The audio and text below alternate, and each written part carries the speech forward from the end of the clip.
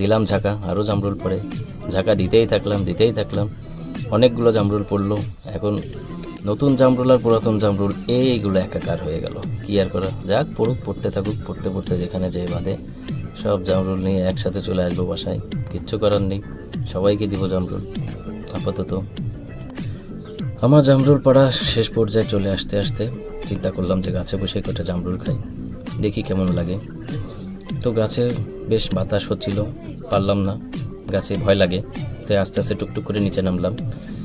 নিচে নেমে এবার জামরুল কিছু খুঁটলাম, গামছা বিছালাম, কিছু জামরুল খুঁটে এক জায়গা করি, দেখি কী পরিমাণ জামরুল পাড়তে পারলাম। গামছার উপর কিছু জামরুল রাখলাম, ক্যামেরাম্যানকেও মাঝে মধ্যে দু একটা দিলাম, সেও খাচ্ছে।